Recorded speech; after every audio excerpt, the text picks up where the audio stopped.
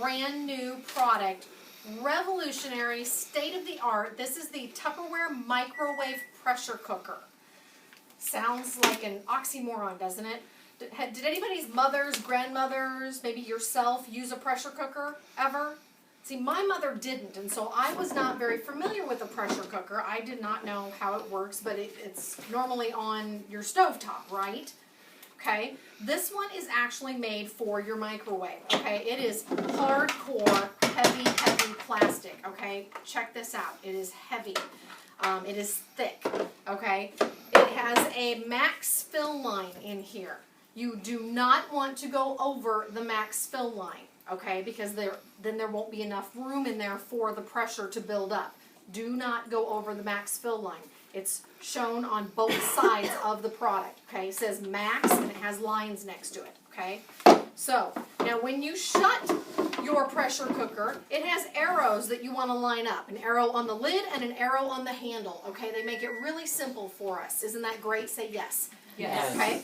So, we're going to line up the arrows, then we're going to turn it shut. See how simple that was? Okay? My arrows were lined up here. Now I am shutting, I'm trying to do it without picking it up. There, okay? I have this detachable arm, okay?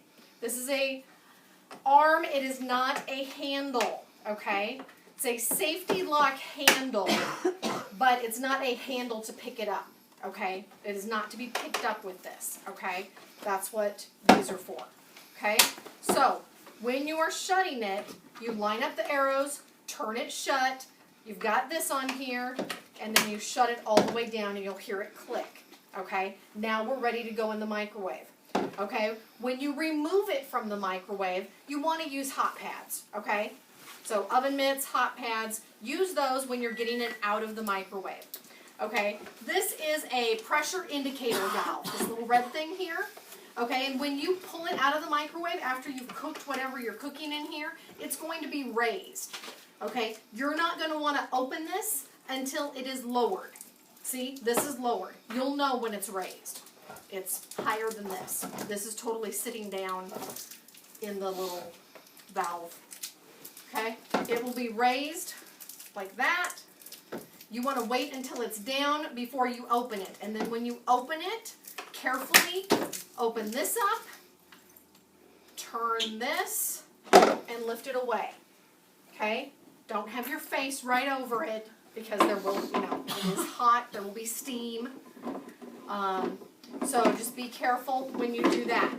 Now, one thing that you need to know when you're cooking things, and the recipes that we have, that Tupperware has created for us, they all have this in there, but if you're going to improvise and experiment with your own recipes, what you need to know is that everything you're cooking in here needs to be submerged in liquid. Okay, it could be water, it could be chicken broth, it could be beef broth. Some of our recipes call for beef stock. Okay, there is a difference between beef stock and beef broth. Okay, I learned that when I went to the store after I saw this recipe. So there is a difference.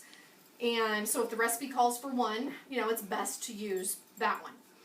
But you always want whatever you're cooking to be totally submerged. And it might seem a little weird, like especially if you're putting potatoes in there, you're going to submerge your potatoes in beef broth or, whatever. But trust me, that's how it needs to cook. Okay, now think of your pressure cooker as a crock pot for your microwave that cooks really fast. Okay, does that sound crazy? That's what I was thinking when I first saw this. And like one of our recipes that we have is a 30-minute pot roast. Okay, guys? You can be making that, that's fine. A 30-minute pot roast. Okay, something that would normally take you hours in a crock pot or on a stove top, you're going to make in 30 minutes. It sounds too good to be true, doesn't it? Well, it really isn't. We're talking a beef roast, potatoes, and a couple carrots sliced up or hunked up. And you want to hunk up your meat too. Hunk up your meat, hunk up your potatoes, slice up your carrots, put it all in here. This is one that I believe calls for beef stock. It does. Okay, make sure everything is submerged in the liquid. 30 minutes. It comes out tender, melts in your mouth. You won't even believe it. Okay? So that's just one of the recipes that we have of something that I could totally envision that I have made before in a crock pot, on the stove top, perhaps even in an oven, that would take you hours. And it literally takes minutes in the microwave pressure cooker.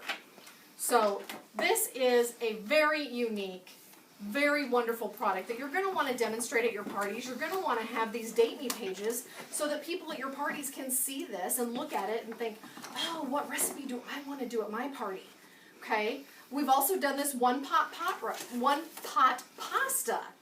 Okay? And this only takes, it does not take long at all. Let me look. 15 minutes. 15 minutes for a pot full of pasta. How yummy is that? Okay? Everything all together in there, cooked, comes out, 15 minutes, it's delicious. Okay? And I am anxious to experiment with this too. You know, just think of any recipe that you would be doing in a crock pot. Okay? One recipe that we tried the other day was chicken and noodles. Okay? We did chicken, little hunked up chicken breast, and wide dry egg noodles, and we did some chicken broth and cream of chicken soup. Okay, and I have the exact recipe I can tell you later, but I'm just telling you about it at the moment, and it was absolutely wonderful. Okay, we did it in here for about, I believe we did that one for 30 minutes? 30 minutes. Okay, tonight we are making the chicken parmesan meatballs that Tracy just showed you from the Fusion Master. Okay, how delish are those going to be?